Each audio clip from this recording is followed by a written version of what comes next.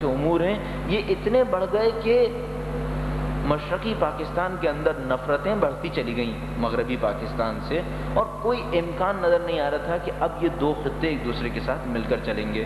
تو ہم اس پہلی ڈکٹیٹرشپ کو، اس پہلی ملٹری گورنمنٹ کو جو پاکستان میں آئی 58 سے لے کر 60s کے اینڈ تک، جس نے بیچ میں ریفرینڈم نہیں کروایا تھا، الیکشن کروایا تھا۔ آپ ذہن میں رکھیے گا، ایوب خان نے ریفرینڈم نہیں کروایا تھا، ایوب خان نے الیکشن کروایا تھا 60s میں، اور اس الیکشن میں ایوب خان کو سامنا کرنا پڑا تھا محترمہ محترمہ فاطمہ جناح کا۔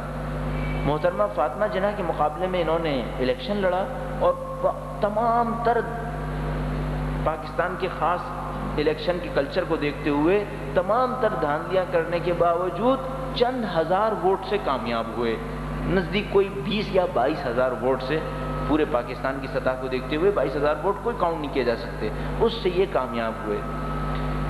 یعنی وہ پھر میں کہوں گا کہ وہ جو پاکستان میں ہم جمہوریت کی بات کرتے ہیں، سیاسی کلچر کی بات کرتے ہیں، اس الیکشن سے بھی اس سیاسی کلچر کو کوئی فائدہ نہیں ہو پایا۔ مسلسل پاکستان ابتری کی طرف گیا، یہاں تک کہ پاکستان دو ٹکڑے ہوا 1971 میں۔ یعنی اس ملک کے دو ٹکڑے ہونے کا مطلب میں اور آپ ابھی نہیں سمجھ پائیں گے۔ جب ملک دو ٹکڑے ہوا تو میری عمر 4 سال تھی، اور آپ میں سے کافی لوگوں کی عمر اس وقت اس سے بھی کم تھی، البتہ کچھ لوگوں کی یقیناً عمر اس سے زیادہ تھی۔ وہ جو نفسیاتی شوق ہے وہ جان پائیں گے جو کم سے کم 10-12 سال کی عمر میں ہوں۔ میں نہیں سمجھ پا رہا کہ جب پاکستان دو ٹکڑے ہوا تو نفسیاتی طور پر کیا شوق لگا، لیکن جن کی عمر زیادہ ہے وہ بہت اچھی طرح جانتے ہیں کہ جب دو ٹکڑے ہوا تو لوگوں کے دل کے اوپر کیا گزری تھی۔ یعنی یہ قوم شکست خوردہ قوم کے اندر تبدیل ہو گئی۔ اس قوم کو اندازہ ہوا کہ ہمارے پاس کوئی فیوچر نہیں ہے، جس نظریے کے تحت ملک بنا تھا وہ نظریہ پامال ہو گیا۔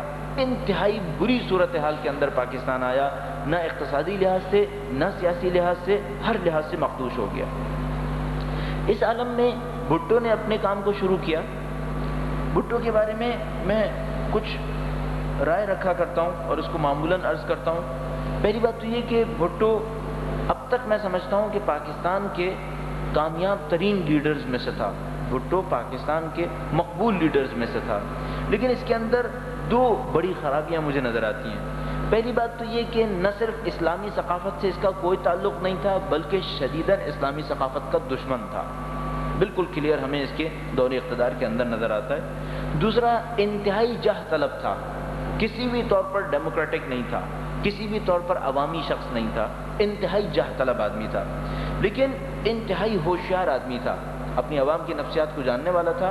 اس نے بہت سارے پروجیکٹس ایسے کیے جو پاکستان کے لیے بعد میں کارآمد ثابت ہوئے۔ 100% غیر جمہوری پارٹی، 100% ڈکٹیٹرشپ کرتا تھا اپنی پارٹی کے اندر۔ عجیب و غریب اس کی داستانیں، بلکہ داستانیں نہیں واقعات مشہور ہیں کہ کس طرح یہ رول کیا کرتا تھا۔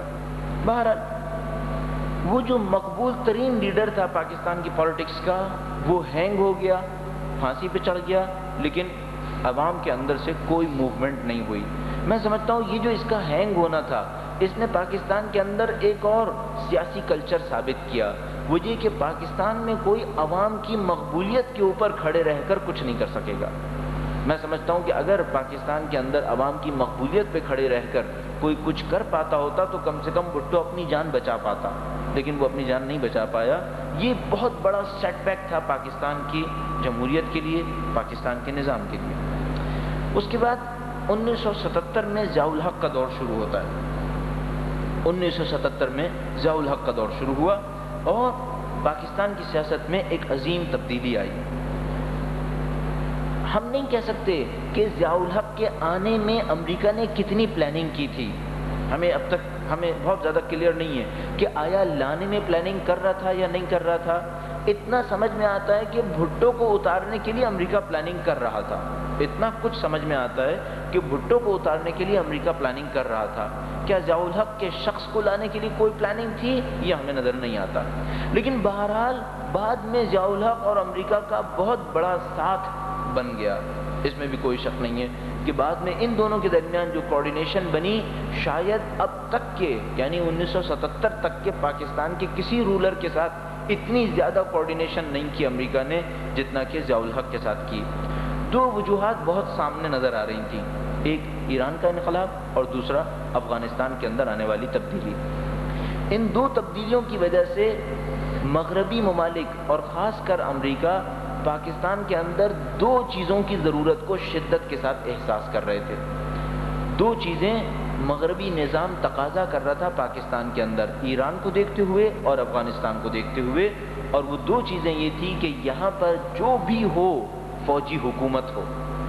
سویلین گورنمنٹ اس دباؤ کو برداشت نہیں کر سکتی تھی جو افغانستان کے سو کالڈ جہاد کی وجہ سے پاکستان کے اوپر پڑ رہا تھا۔ انہیں 100% فوجی حکومت چاہیے تھی کہ جو اس دباؤ کو برداشت کر پائے۔ اور یہ صرف اتفاق نہیں ہے کہ پاکستان میں اس وقت فوجی حکومت تھی، اگر آپ دیکھیے تیسری دنیا میں جہاں کہیں بھی رشیا کے ساتھ ٹسل تھی امریکہ کی، اس جگہ کے اوپر فوجی حکومت قائم تھی۔ ایک میں آپ کو مشورے کے طور پر کہوں گا، بہت کم ایسا ہوتا ہے کہ ملک کے اندر کوئی تبدیلی بین الاقوامی تبدیلیوں سے ہٹ کر آ رہی ہوتی ہے۔ معمولاً ملکوں کے اندر تبدیلی کسی بین الاقوامی تبدیلی کے سائے میں ہو رہی ہوتی ہے، البتہ بعض اوقات استثناءً کچھ اور بھی ہو جاتا ہے، لیکن ہمارے خیال میں بہت کم پاکستان میں ایسا ہوتا ہے۔ تو وہ جو تبدیلی آئی وہ سمجھ میں آ رہی تھی، اس دباؤ کے مقابلے میں امریکہ نے ضیاء الحق کا ساتھ دینا تھا، اسے ایک فوجی حکومت کی ضرورت تھی۔ دوسری بات یہ کہ امریکہ کو یقیناً اس فوجی حکومت کا اسلامی ہونا بھی درکار تھا۔ امریکہ چاہتا تھا کہ یہ فوجی حکومت اسلامی بھی ہو۔ ظاہر ہے وہ دونوں فیکٹر امریکہ کو کہہ رہے تھے کہ یہاں پر اسلامی حکومت ہونا ضروری ہے۔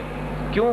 اس کی وجہ یہ ہے کہ ایران کا انقلاب مسلسل مغرب نواز حکومتوں کو چیلنج کر رہا تھا، اور اس چیلنج کو کاؤنٹر کرنے کے لیے ان کے پاس یہاں ایک اسلامی حکومت چاہیے تھی، تاکہ یہاں کے اسلام پسندوں کو اس اسلام کے نام پر دھوکہ دے کر ایران کے اصلی انقلاب سے دور کر پائیں۔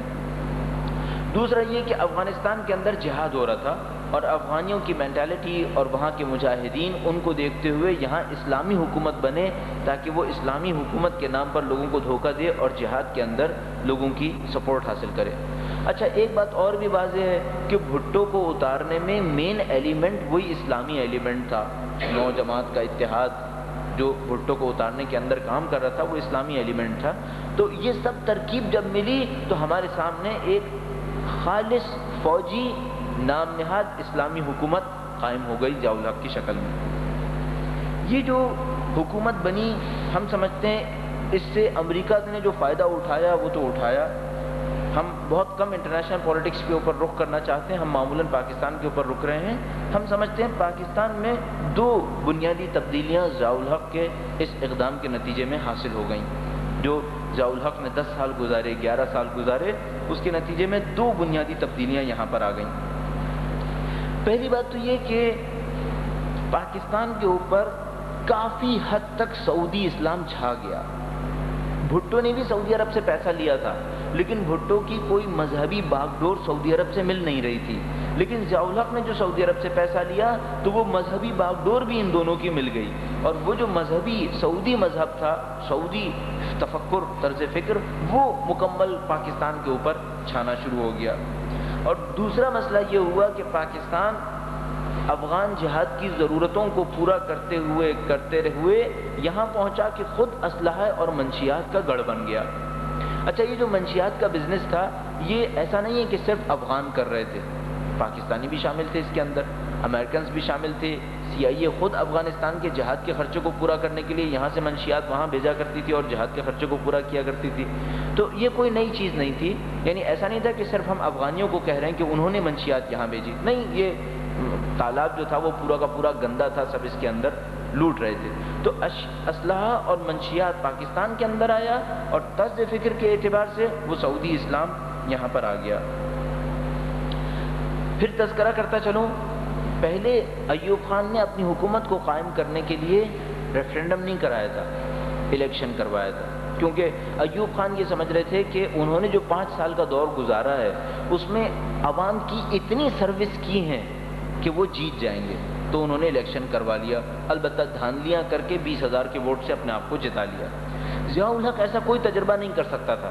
اس کی وجہ یہ تھی کہ شاید میں اپنے طور پر جو سمجھتا ہوں وہ عرض کر رہا ہوں کہ اگر بھٹو پاکستان کے مقبول ترین لیڈرز میں سے تھا تو ضیاء الحق پاکستان کے منفور ترین لیڈرز میں سے تھا، یعنی بہت جلدی ایسا ہوا کہ جماعت اسلامی اور اس ٹائپ کے لوگ کہ جنہوں نے ضیاء الحق کو سپورٹ کیا تھا، انہوں نے اپنی سپورٹ کو فوراً واپس لیا اور پھر ضیاء الحق کا وہ بھی ساتھ نہیں دے پائے۔ تو ضیاء الحق کسی بھی قسم کی الیکشن کرواتا، جعلی یا سچے، ہر صورت میں اس نے ہارنا تھا۔